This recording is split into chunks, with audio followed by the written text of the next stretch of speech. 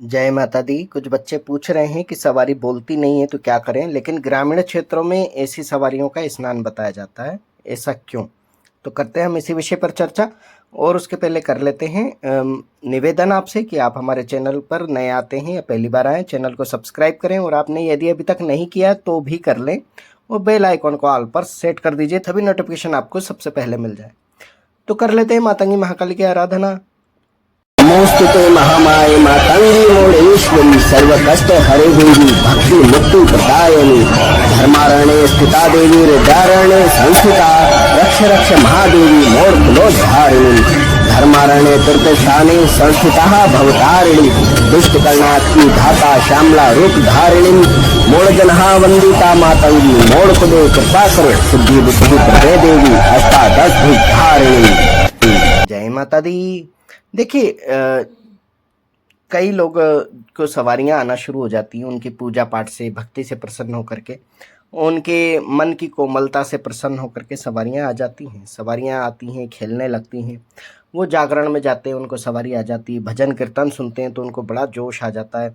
घर में कोई ऐसी स्थिति बन जाए जिसके लिए कि उनको ईश्वर के आगे गिड़गिड़ाने लगते हैं या कहते हैं कि प्रार्थना करते हैं। उस सच्चे प्रार्थना से जो है उनके ऊपर शक्ति खेल जाती है और वो कोई उपाय बताना चाहती है, पर किसी कारणवश ऐसे व्यक्तियों का मुंह नहीं खुल पाता है। सवारी उत्तर तो देना चाहती है पर वो व्यक्ति बोल नहीं पाते हैं। कई लोग असमंजस में रहते हैं कि हमें तो पूरी तरीके से होश है इस समय, हमारी सवारी पूरी तरह आई नहीं है, हमें क्या आ रहा है, हमें कोई नेगेटिव ऊर्जा तो नहीं आ रही, वगैरह वगैरह। ऐसे में क्या करता है व्यक्ति? ऐसे में व्यक्ति जो है किसी न किसी भगत के पास, तांत्रिक के पास, मांत्रिक के पास, जानिया भोपा ओझा के पास जाते हैं, सोखा के पास जाते हैं, भूबा जी, जिसको कई तरह के नाम लिए जाते हैं, लेकिन जानकार के पास जाते हैं। तो वो जानकार क्या करते हैं? जानकार इनको देख करके बताते हैं कि इनके घर की शक्ति है, बाहर की है, नेगेटिव है, पॉजिटिव है, किस प्रकार की ऊर्जा है, कहाँ से आई है, कहीं से लग गई है, या आपकी सेवा भक्ति से प्रसन्न होकर कोई देवता है, या किसी ने आपके ऊपर छोड़ दिए हैं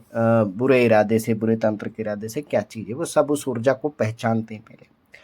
उस ऊर्जा को पहचानने के बाद अगर वो सात्विक ऊर्जा है और आपसे पूछते हैं तो कि आप इसको रखना चाहते हो, हटाना चाहते हो, तो आप कहते हो कि अगर सात्विक ऊर्जा, तो आप तो बोलोगे ना भैया हमें चाहिए। कौन ऐसा बंदा है जो कहेगा कि नहीं हमें माताजी नहीं चाहिए, पिताजी नहीं चाहिए? बिरले ही ऐसे महामूर्ख होंगे जो कह देंगे कि नहीं हमें सवारी चाहिए ही नहीं। क्योंकि जिसकी कृपा प्राप्त करने के लिए लोग जन्मांतर तक प्रयास करते हैं, लेकिन आपको अनजाने में ही वो चीज़ प्राप्त होगी। आपको पता ही नहीं है कि हम क्या पूजा सेवा कर रहे हैं, किस पूजा सेवा से प्रसन्न होकर शक्ति आई है। तो ये तो आपके लिए एक वरदान हो गया, अचीवमेंट हो गया, एक ऐसी चीज़ बिन मांगी मुराद जिसको बोलते हैं वो पूरी हो गई।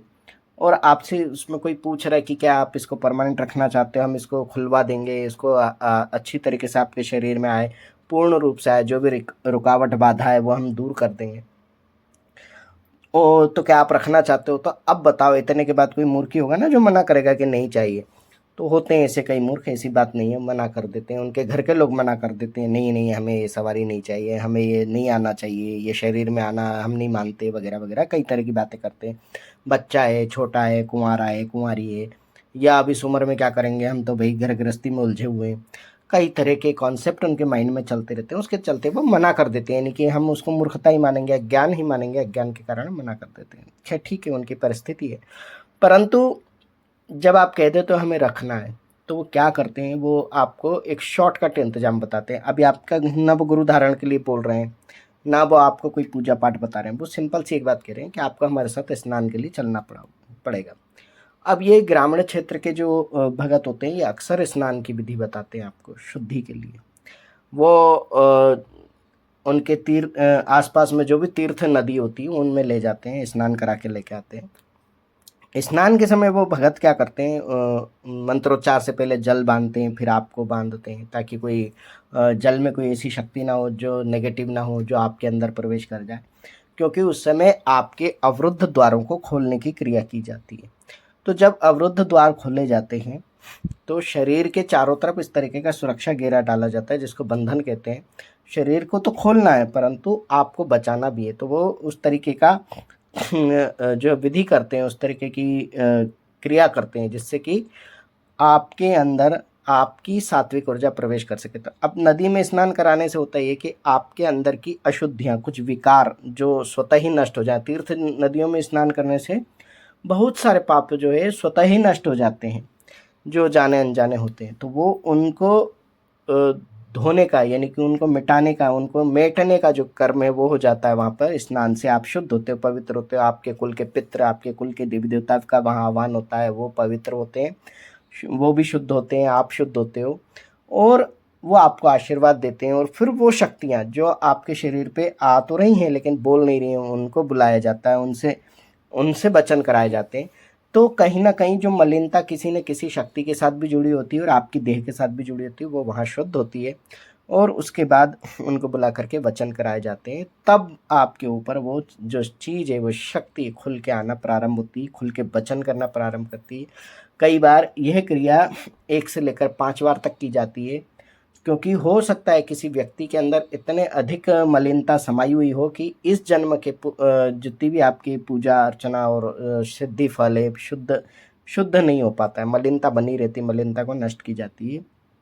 इस बीच में वो भगत अपने दरबार में बुला करके भी कई तरह के आपके उतारे झाड़े लगाते हैं, ताकि आपकी अशुद्धि, आपकी नेगेटिव ऊर्जाएं नष्ट हों और शुद्ध ऊर्जा आपके ऊपर पूर्ण रूप से आए, पूर्ण रूप से खेले और काम करे। ऐसे में अगर आप गद्दी चौकी लगाने की बात भी करते हो उनसे कि नहीं, अगर सही सात्विक ऊर्जा है हमारे साथ और हम आगे इसके साथ जन कल्याण करना चाहते हैं, नहीं करना चाहते, तो जो है भगत उस समय घाट पर ही आपसे आपकी शक्ति से वचन करते हैं, क्या जन कल्याण करोगे? तो वो बोलती है हाँ या ना, जो भी।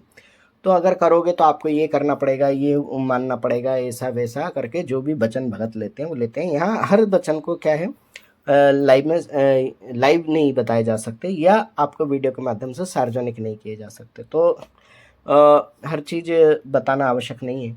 तो ये भगत इस प्रकार से आपकी शक्तियों के बंधन को खोलते हैं, आपके शरीर के बंधन को खोलते हैं, आपके अंदर की शक्ति को उजागर करते हैं, और आपको आपकी कुंडलिनी को भी जहाँ अटकी पड़ी होती है, जो चक्र फंसे हुए होते हैं, उनको खोलते हैं।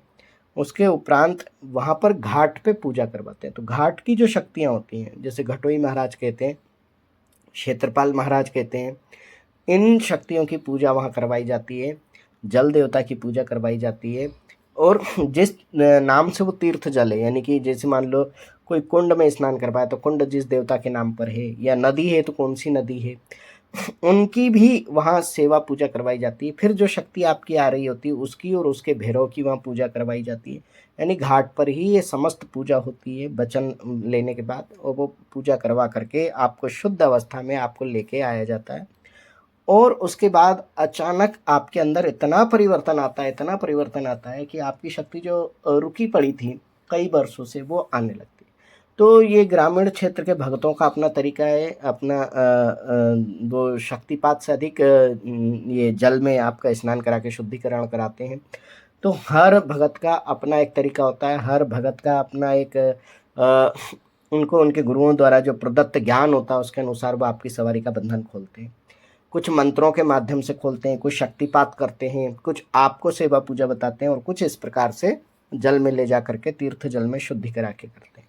तो मुझे उम्मीद है कि आपको पता चल गया होगा कि जो भगत होते हैं वो सवारी वालों को स्नान क्यों करवाते हैं। स्नान करके आना पड़ेगा जब बोलते हैं, तो इसका मतलब ये नहीं कि आप खुद जा करके स्नान करके आ जाओगे, नहा धो के आ जाओगे। तो इससे तो घर के नल में भी नहा सकते हो और किसी भी नदी नाले में डुबकी लगा सकते हो।